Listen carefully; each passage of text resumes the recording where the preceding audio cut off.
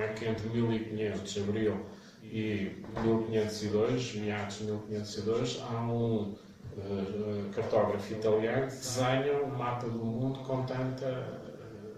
Bom, desenhou porque tinha a informação de Vespúcio em relação à América e em relação à detecção do continente, não é? Da América do Sul, porque há lá aqueles papagaios, vocês conhecem esse mapa, é o famoso mapa de Candide. E, portanto, ele deve ter falado, ou em Lisboa, ou ter recebido a partir de Lisboa, os resultados da exploração do Vespúcio na América, na América do Sul. E o próprio Vespúcio, mais tarde, quando vai desenhar a América, vai chamar Américo Vespúcio e fica dando o nome à América. Ele andou por lá ao serviço da Coroa de Portugal e não só. E, portanto, isso é mais um indicador. Logo, os estados imediatos em 1500, ou 1501, 1502, eles não podiam ter tido tempo nem capacidade entre 1500 e 1502, ou antes de 1502, em ter mapeado, como mapearam a África Oriental e a Malabar, a Índia e portanto, e depois toda a América do Sul. A América do Sul, na parte atlântica, não é? Portanto, isso pressupõe muitos meses de navegações, muitos meses de comunicações, não é? E isso significa que, provavelmente, de facto, em 97, 98 já se andava a avançar. Até num contexto de aplicação e de afirmação do Tratado de Tordesilhas pela parte dos interesses portugueses, não é? E, de facto, nesse contexto de concorrência, ou a Coroa de Portugal se apressava a tomar posse dessas terras, ou elas ficariam por chegada prioritária de outras nações, particularmente Espanha, ficariam para os reis católicos. Não é? Portanto, neste caso, a concorrência acelerou o processo de marcação e de tomada de posse, porque, no fundo, aquilo que o Pedro Álvares Cabral faz é um conjunto de atos de apropriação de um território para a Coroa de Portugal, desde as conversas que tem com os índios, ao facto de se ter levantado uma cruz, padrão em cruz, em madeira, nessas terras, em Porto Seguro, e ao facto de se ter celebrado uma missa em glória, obviamente, do Rei de Portugal, não é?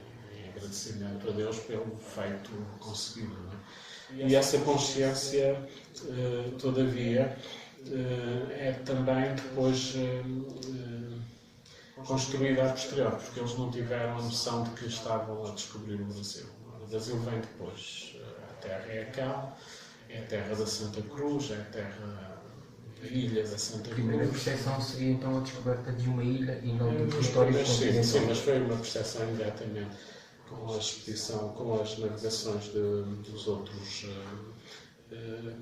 pilotos enviados, particularmente do Américo Vespúcio, verificou-se rapidamente que de facto era uma plataforma, uma massa continental.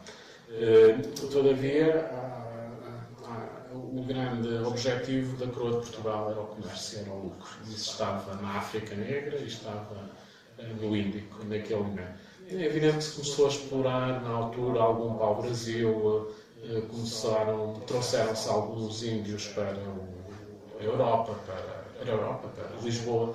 Aliás, uma das mais antigas representações de um índio está em Viseu, nos painéis pintados pelo Grão Vasco, em 1501. É muito significativo do impacto que teve a transferência de alguns indígenas para a corte, para serem, obviamente, alvo da curiosidade, não é? das pessoas, não é? Verem aqueles índios com aquela diferença de cor, de pele, tudo isso, não é? Como anteriormente tinham feito o mesmo em relação aos africanos. E isso é significativo, não é? Mas a pouco e pouco lá se começa a perceber que o Brasil tem, de facto, muito pau-brasil, e é daí que vem o nome que vai ser dado, o facto de se começar a explorar bastante as madeiras, essas madeiras e outras para atividade económica, para também reparação e construção naval e para aplicação de outro tipo de mobiliários. As madeiras brasileiras sempre foram, ao longo da história do Império Português, muito apreciadas, mas rapidamente também se começa a percepcionar uma terra em que há lendas fabulosas locais recolhidas junto dos índios de minas de prata e de minas de ouro no interior daquele sertão. Isto leva a que os portugueses, a certa altura, comecem de facto a querer explorar este território e o Dom João III formaliza essa exploração com as capitanias, as donatarias